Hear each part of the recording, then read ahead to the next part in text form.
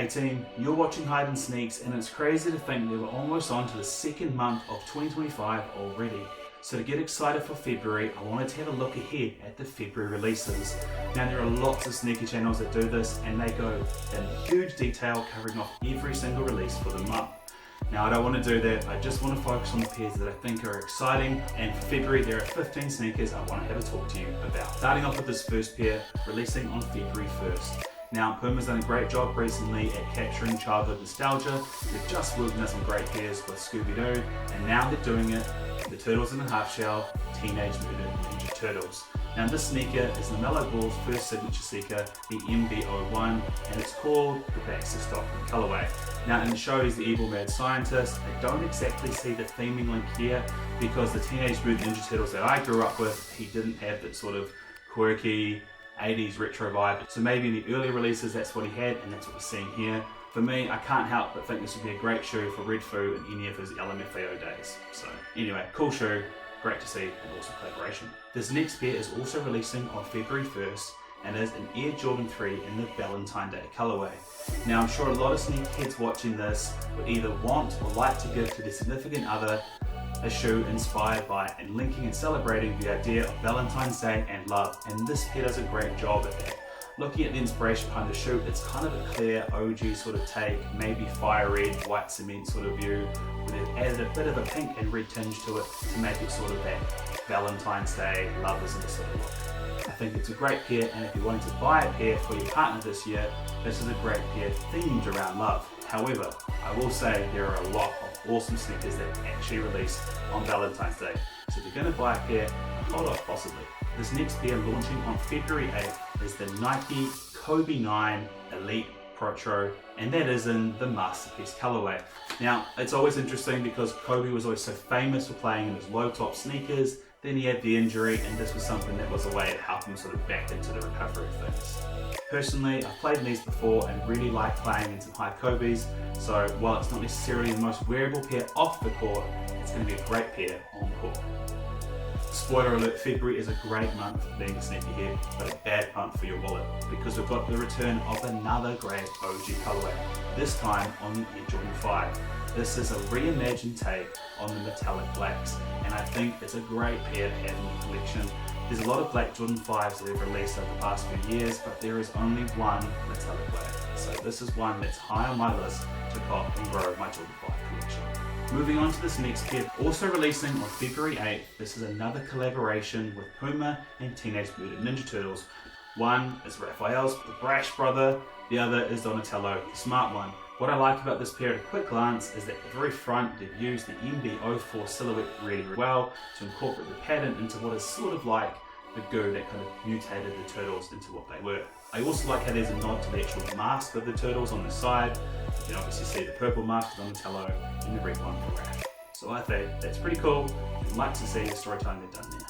This next pair dropping on February 13th, and anyone still looking for Valentine's Day gifts on Valentine's Day Eve, this is the Nike Zoom Kobe Protor. Now I'm not 100% positive on this because I haven't looked into the story of the shoe yet, but what I can see is there's a bit of a change up on the outer. Knowing it's the day before All-Star Weekend, to changing it from being snakeskin scales to stars, I can only assume it's meant for All-Star Weekend.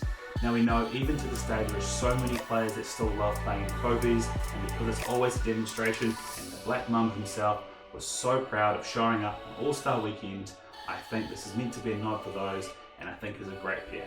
Moving on to February 14th, now we're officially on Valentine's Day, and I hinted there's some great Valentine's Day sneakers coming out. This pair for me is probably one of the most desirable of not just February, but potentially the entire year. It is the return of the Jordan 1 Red, but this time in the 85 cut colorway. And there's been a whole lot of rumors circulating online, and it looks like the rumors are true. It's going to be a very small supply stock. I hear there's going to be only 10,000 pairs, and as myself as a size 15, I don't know what that means for my chances. And apparently it's only releasing at 23 stores, but if you can get your hands on a pair, by all means go for it. Anytime the Jordan 1 Red releases, you should always cop, because it's a great pair and it will never go out of stock. Also releasing on February 14th on Valentine's Day is the return of the KD4 Scoring title. Look, it's so exciting to see the return of that great era of Nike basketball sneakers coming in around All-Star Weekend. Hopefully it restarts something with the fans and the brand so we can have more awesome All-Star pairs release. This next pair dropping in February 15th, still part of All-Star Weekend. This was rumoured to appear last year, but it's been delayed, and now we finally have it in All-Star Weekend. This is the Jordan 1 reimagined black toe. Now it's crazy to think that one little touch like the Wings logo not being there would make so many people question if they should go for an OG retro that they normally would have gone out of their way to buy and probably have paid a bit in the resale market for. I was already pretty mixed on getting this pair myself. Now it's releasing on the same weekend as the Breads. I'll definitely be chasing the Breads, but if I can't get those, and I'm probably not going to with 10,000 pairs, this is going to be a good runner-up. This next pair is releasing in February 2022, and it's another pair working in collaboration between Teenage Mutant Ninja Turtles and Puma.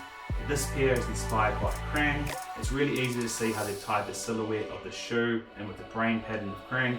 So great storytelling, not necessarily a pair I'll chase, but it's definitely one I wanted to flag and talk about. Also releasing on February 2022, it's the Air Jordan 3 Lucky Shorts. Now seeing some of the pictures of this online, I think the materials look absolutely insane. And I think like a lot of people, I'm seeing the similarities from the Jordan 3 UNC that released in 2018. Really want to get my hands on this pair because I missed out on the Jordan 3 UNC, and I think this is a great vibe check to fill that need for me. Moving on to this next pair releasing February 2023, this is the first time I've talked about a Nike Air Max on this channel, but I really liked the narrative theming of this. This pair is a Nike Air Max 90, it's with Volcano colorway. You can see hints of the sort of cracked rock, the magma and the lava coming through. It's really interesting from a narrative perspective. I haven't got any Air Max in my collections, and maybe this might be my first opportunity to get one. Now this next pair, when it last released, caused absolute pandemonium, and there's a big part of why hypebeast and sneaker culture took such a jump in the early 2010s. I am of course talking about the Nike foamposite Galaxies. A lot of us thought Nike wasn't going to take this back out of the vault, so it's so great to see it coming. And I don't have an exact day when this releases, but it's supposed to release in February, and potentially because it was such a big hit and released around All-Star the first time, it might be near or around All-Star Weekend this time. I already think there's enough great retro Jordans and Nikes releasing this month, but it seems Jordan is determined to make sure we buy as many sneakers as we can, because they're also dropping an Air Jordan 1 85, the low version of the Royals. Now the materials in this do look sick. I haven't seen a lot of discussion about this online, and there isn't even a date that I've got, so I don't know if this might be delayed, but if it is coming out in February, I think we need to have it in this list, and I think it's something, if you have any money after all the amazing sneakers that have dropped this month, you should look at getting also. Moving on to my last sneaker of the month, it's a KD4 in the Alternate MVP colorway. It captures such a great moment of basketball history. The comment KD made, "You're the real MVP," is absolutely touching. And to capture that and immortalize that in a pair, I think is great. I like the gold accents on this. I think the KD4 itself is a great model. So I don't know when this releases in February, but again, it's another great pickup that you should look at. Well, that is all the pairs I thought were worth talking about in February. There's 15 great pops out there. I'm so sorry for your wallets in advance. I think even if I was being really strict on myself, I might buy 3 or 4 at minimum. Let me know in the comment section below which of these pairs are you going to be chasing, and if you're a size 15, hey, stay away from those Breads, they're mine, okay? Thank you so much for watching. Feel free to like and subscribe, and I'll see you next time.